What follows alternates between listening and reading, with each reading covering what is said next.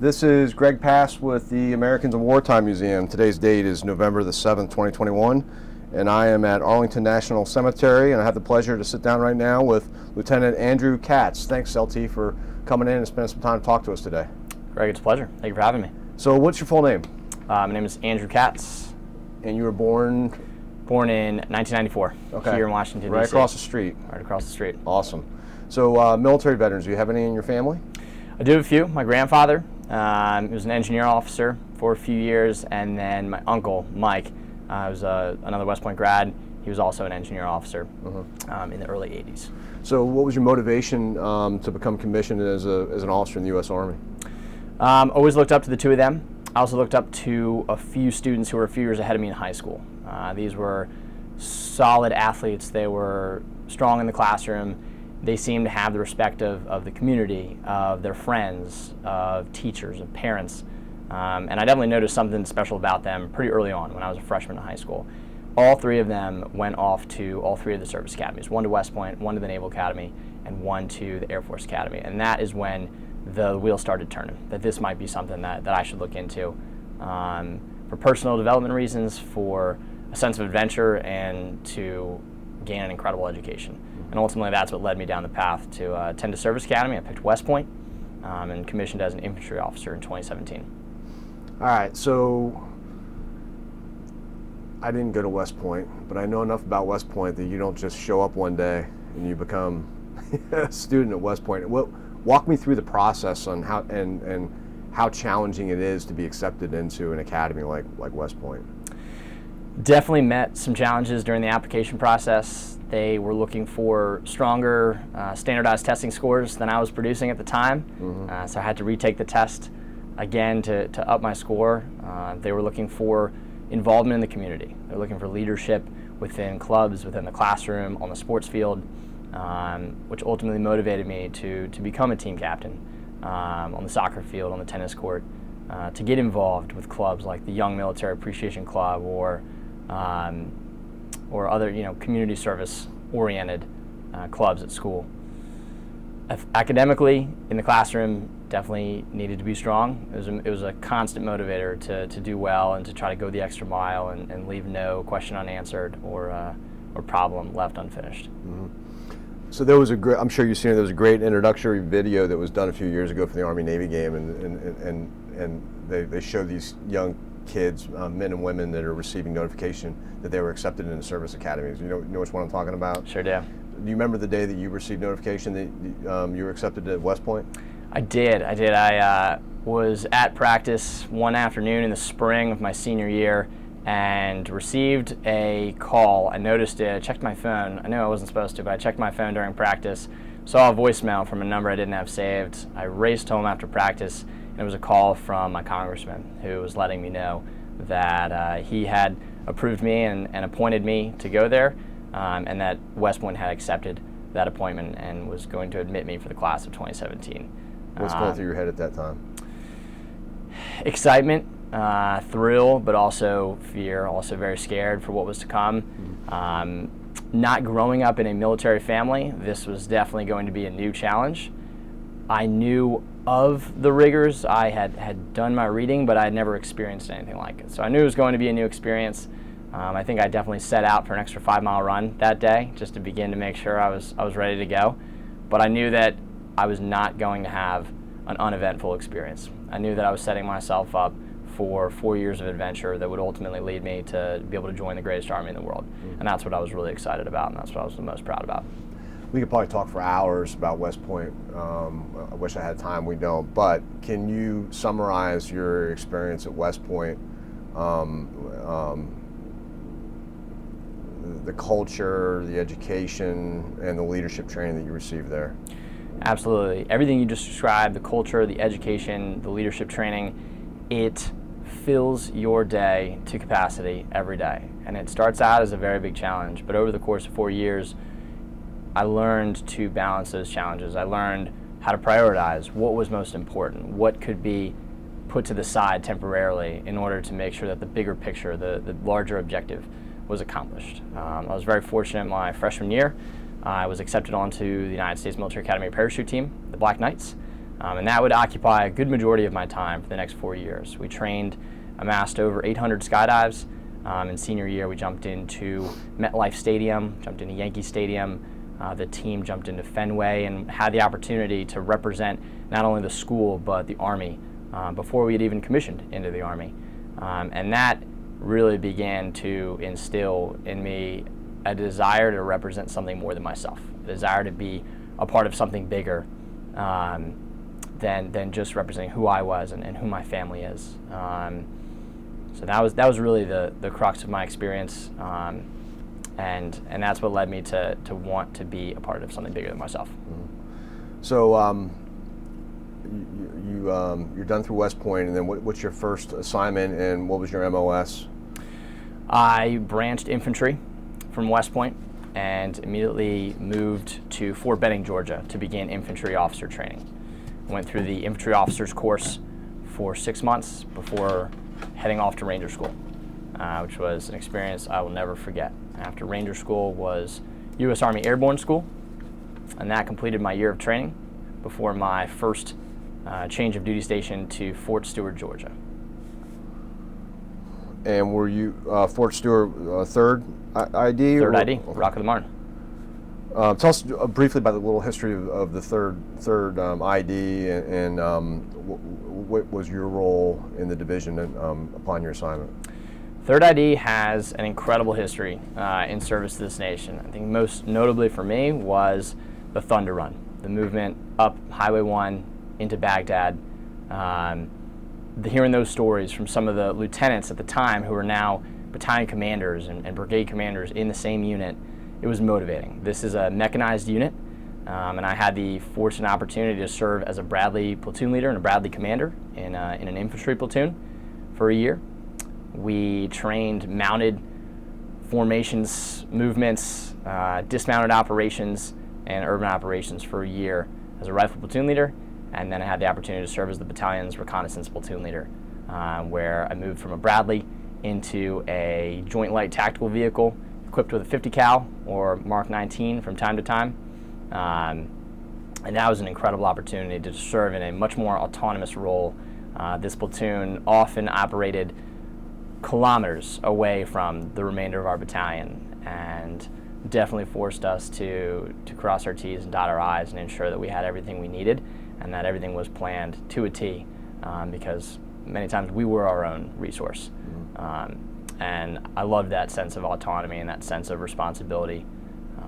And that's ultimately what encouraged me to move here and to apply for this assignment. Okay, so we're going to talk a little bit about where this video is going to go later toward the end of the interview, but keeping in mind that a lot of people who are going to watch this may or may not have ever served. Tell us what the Bradley Fighting Vehicle is about, what the crew is on it, and the mission, and how the Bradley supports the mission of the infantry. A M2A3 Bradley Fighting Vehicle is a 3-man crew, a driver, a gunner, and a Bradley commander that operate this vehicle, and it also transports up to 8 dismounted soldiers in the back, typically a dismounted infantry squad of soldiers that are trained to be maneuvered towards an objective, and just outside the objective, the ramp is lowered in the back, the squad dismounts to the left or the right, moves into the wood line, and then they begin moving towards an urban operations center of any kind, and the Bradleys maneuver to the right or to the left away from the dismounted element, and they then provide a support by fire for the dismounted soldiers, allowing them the freedom of maneuver, providing the firepower in order to allow those dismounted soldiers to get close and to move in and conduct what they need to on foot. That's essentially the mission of the Bradley Fighting Vehicle. And then the Bradley was used extensively in major operations during Desert Storm, Iraqi Freedom, yes. Afghanistan, correct? Yes. Okay. Not so much Afghanistan, more Iraq. Okay. You enjoyed that assignment? I did. I did. It was new. I didn't have formal training on the Bradley Fighting Vehicle, but it was the first real wake-up call that level of trust and respect in your non-commissioned officers will take you where you need to go. Mm-hmm. They taught me, my platoon sergeant, my squad leaders, the team leaders, they taught me what I needed to know about the Bradley Fighting Vehicle to make me a lethal asset to that team. And that was a huge lesson for me as a young lieutenant. And so you were with the 3rd for how long? I served with the 3rd Infantry Division for 2 years. 2 years. So after your assignment was over at Fort Stewart, where were you off to then? Following my time at Fort Stewart, I applied, while I was at Fort Stewart, I applied to the Old Guard, the 3rd Infantry Regiment, here in Arlington National Cemetery and at Fort Myer. Okay, tell us a little bit about what the Old Guard does and the history of the Old Guard. So the Old Guard is America's regiment. It is the oldest active duty infantry regiment, and it is the escort to the President and fulfills many of the ceremonial missions for the nation here in the National Capital Region. The opportunity to serve here as a lieutenant is an opportunity to grow your abilities as a leader, your attention to detail, your work ethic, the tireless efforts of this regiment to support not only the area in which we operate here in the National Capital Region, but to support events and ceremonies all over the country. It's astounding what takes place here. Within our regiment, we serve a few main roles. We serve in the Memorial Affairs role, which is conducted primarily by 1st Battalion. They are that final solemn tribute to the next of kin of that fallen service member, the service members who are laid to rest here in Arlington National Cemetery.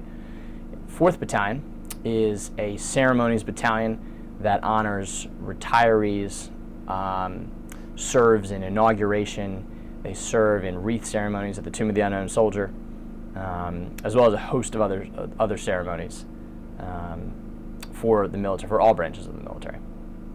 And what is your role within this large organization? What are your day-to-day duties and responsibilities? So my role, I'm currently serving as the commander of the Guard of the Tomb of the Unknown Soldier. We fall within 4th Battalion, 3rd Infantry Regiment, the Old Guard, and I am the administrative and operational leader of this team that's been conducting an eternal mission, which we refer to as the Vigil, our continuous watch over these unknown service members who are laid to rest here at the heart of Arlington National Cemetery. Our mission is to conduct a continuous vigil, as well as representing the highest standards and traditions of the United States Army and this nation. We are, in many times, a visitor's first look at the United States military. In many opportunities, we're the first and only experience or encounter that visitors to the cemetery will have with the United States military. So with that in mind, we ensure that everything is taken care of, that we are giving our absolute best, not only in service to the unknowns, to safeguard their eternal resting place, but to also ensure the faith in the American people in this military, in this country. And that's one of the greatest things that we can learn, that we can take away from the Tomb of the Unknown Soldier. So it's a platoon? It is a platoon. And how many soldiers are in that platoon? About? So not allowed to divulge the full strength, but it is roughly a standard infantry platoon. Perfect. With 3 squads and a small headquarters element. Gotcha. So obviously, you don't just show up one day and you're doing the walk in front of the tomb. I mean, I'm assuming there's a lot of intense selection criteria and process that goes into that, recruiting, training. Walk me through how a young soldier can get his foot into the door and ultimately perform this awesome responsibility at the Tomb of the Unknown. Absolutely. We refer to our Tomb Guards as 3-time volunteers. First, they volunteer to serve in the United States Army. Second, they volunteer to serve in the Old Guard, the 3rd Infantry Regiment, which is where we recruit from. And after they volunteer for training at the Tomb of the Unknown Soldier, they begin a very rigorous assessment process. It begins with a 24-hour assessment and selection, which is designed to model a day in the life as a Tomb Guard. What you'll experience, the fatigue, the task saturation, the stress, the pressure of the crowd, and also the pressure of our mission, what it is that we are guarding. These are 3 Medal of Honor recipients who are buried on that plaza, and it is our sworn duty given to us by an act of Congress to ensure that their dignity is preserved, that the atmosphere of respect is eternal. After that 24-hour process, you begin a 10 business day cycle, which we call the Tomb Guard training cycle, where you learn the basics of our 3 pillars of testing. And that's uniform proficiency, which is the ability to produce, maintain, and reproduce your uniform and your uniform items. Outside performance, what the crowd will see, the changing of the guard, Army wreath-laying ceremonies, and full honors wreath-laying ceremonies. And the final pillar is knowledge. It's your understanding of the cemetery, its history, and the history that's taken place over the past 100 years since the World War I unknown was laid to rest on the 11th of November, 1921. Once you've demonstrated your abilities to grasp those concepts, grasp enough of those 3 pillars, you're accepted into the pipeline, and you are a Tomb Guard in training to become a Sentinel. And you go through a series of 4 more tests focusing on those same 3 pillars, but with fewer and fewer allowed deficiencies each time.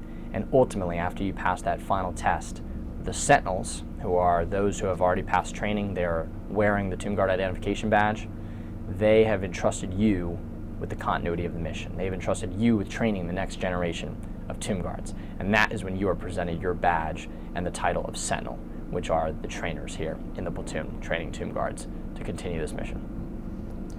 And this mission isn't a 9 to 5, right? I mean, so this is a 24-hour operation that you're running. Tell us a little bit about that and the challenges, everything from weather to, you briefly mentioned it before we had the tape rolling, to global pandemics. I mean, tell us the challenges that you have to overcome here at the cemetery. Yes, the ordinary challenges like weather, numerous ceremonies that are happening either at the tomb or in the surrounding sections all play a part. 2 things that added great challenges to the mission were the restoration of the Memorial Amphitheater complex, the place that we call home. This complex that was built in 1919 to commemorate the heroic defenders of the nation needed a restoration, and that all took place during a global pandemic. Fortunately, my teammates and I were able to work incredibly well with the cemetery's leadership to optimize this process, to figure out how we can employ these restoration teams, these conservation teams, to work at different hours and at different times on different projects to shorten their project, to save the cemetery funding, and also to allow the mission to continue as it is designed to continue, to the standard that we've always been held to and that we will continue to hold ourselves. The 24-hour mission is a challenge, but it's important that those unknowns are not just guarded from 9 to 5 or from 8 to 5 when the cemetery is open to the public. Prior to 1937, which is when the 24-hour mission began on the 2nd of July, there was a guard. However, the guard was only active, the guard was only assigned to the tomb from the hours of sunrise to sunset, as it was described in the mission order. And they carried a rifle. That was the only stipulation. And this guard did an amazing job during the day of preserving the dignity and the peace, protecting that one lone soldier from World War I.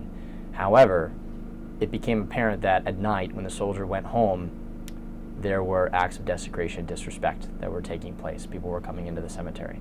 So that's why in 1937 the mission began, and they recognized the importance of a guard being continually on watch at the Tomb of the Unknown Soldiers. So for 84 years now, the platoon has encountered hurricanes. The platoon has encountered war, World War II, Korea, Vietnam, and now we've encountered a global pandemic.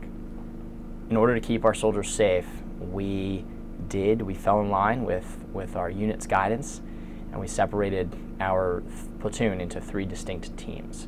We were comprised of Tomb Guards, of Sentinels, and a member of the headquarters element. And that allowed us to continue the mission with various modifications. It definitely put a hamper on communication and coordination, but ultimately we were able to keep our Tomb Guards safe, and more importantly, we were able to keep their families safe, which was an incredible task, and everyone banded together and realized that this mission was that important. For a while, on nearly 11 months, we were at our place of work, our place of occupation, we were at our place of residence, or completing essential tasks, essential errands only. We all banded together and realized that that is what it was going to take to get this mission through the pandemic, to ensure that the mission did not fail with us. It did not stop with our current team in this generation, so that we can hand it off in a very strong state to those who will come behind us and take over for us. So you're the third soldier that I've had the pleasure of talking to from your unit today, and I got to tell you, I mentioned it before we started recording. I was really impressed with how squared away those soldiers were. I'm assuming you get the cream of the crop in this type of unit. What's it like to be a young leader that has the privilege of leading such high-speed soldiers like the ones that you got under your command?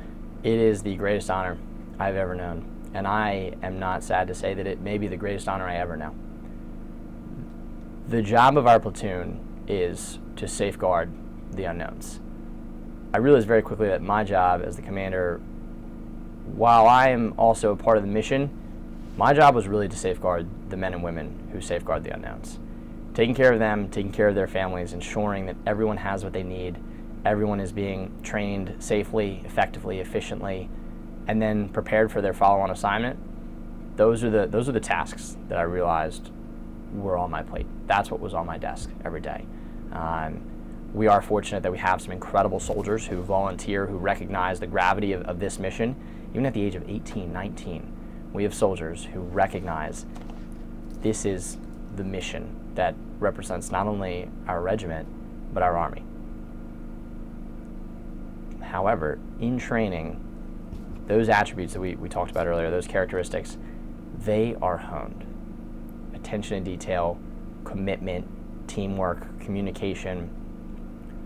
It's amazing to see, myself included, how everyone develops as a result of this mission. Even being a part of it, this mission has touched the lives of everyone who has either made it through training or even those who did not make it through training. There's a 90% attrition rate for tomb guards who enter the platoon, make it into training, but do not ultimately finish training and earn the Tomb Guard identification badge. But whether you make it or you don't, you will leave changed. I am so thankful for my time here.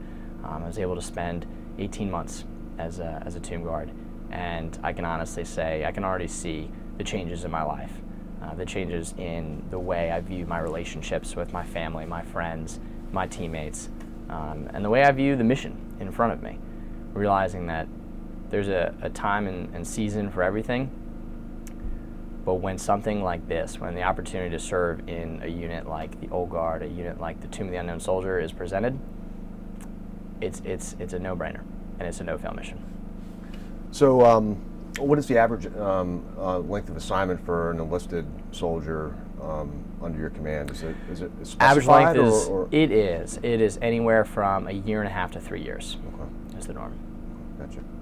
So it used to, am I right in saying it used to be all infantry that were in the unit, but they changed that? Is that correct? They did. So what kind of MOSs is it open to all MOSs now, or how does that work? It is. We recruit from the entirety of the Old Guard. So we currently within the platoon have a number of infantrymen. We also have a number of military police, 31 Bravo. We have a culinary specialist, a public affairs specialist, a motorized vehicle operator, and have 2 medics. In the past, there have been a few other MOSs, a few other military occupational specialties as well. But the diversity of the attitudes and the training and the mentalities in the platoon strengthened the platoon that much more. While I came from an infantry background, only served with infantrymen in the past, it's amazing what I've learned from my teammates who have come from other backgrounds, who have served in other units, specialty units, enabler units. That's what makes this platoon special. Those mindsets, while the training is the same regardless of your MOS, it's apparent that the different attitudes and mindsets make the overall organization a much better place.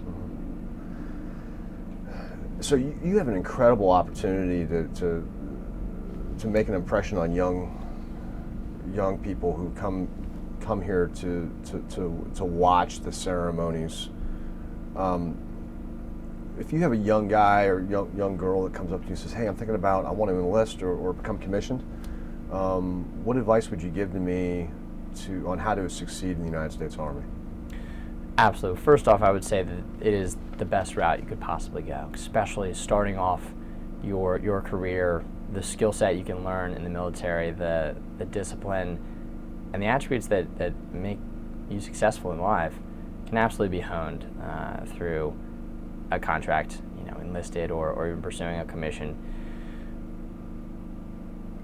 Grit, tenacity, commitment, dedication, those are the inherent life lessons that you will learn, that I've learned in only my short tenure in the Army so far. I would absolutely encourage everyone, and we do, and that is a big part of our mission. It was 1997 when I first came to the Tomb of the Unknown Soldier. I was 3 years old. My parents brought me across the river to show me the changing of the guard, and there's a picture at home of me. I wasn't even tall enough to see over the chains and rails, watching the changing of the guard. And you look at the picture, and it looks exactly like it does today. The mission, the image of the mission has not changed. And now I'm motivated to ensure that the mission is there for the next generation. Because that was a huge moment for me. That was a big learning opportunity to see the commitment, to see the pursuit of perfection that these tomb guards had in their work and in themselves every day. It was absolutely a monumental motivator to join and to better myself and to be a part of something bigger than myself. So about 4 to 6 weeks from now, you'll get a copy of the video for your own retention. We also going to give you some information on how you can send the video across the river to the Library of Congress Veterans History Project. Awesome. They have oral histories. They got the whole 9 yards. So as long as the United States is still standing 200, 300, 400 years from now, one of your great-great-great-great-great-grandkids might stumble upon the video. What would you want them to know about your service to your country? I would want them to know that I did my best. I gave my best to the mission. I gave my best to my teammates. I gave the best to my family and friends every day. This opportunity to serve in the military right now has been the greatest opportunity I could have had, and there's nowhere else I would want to be to really start my career and my professional life.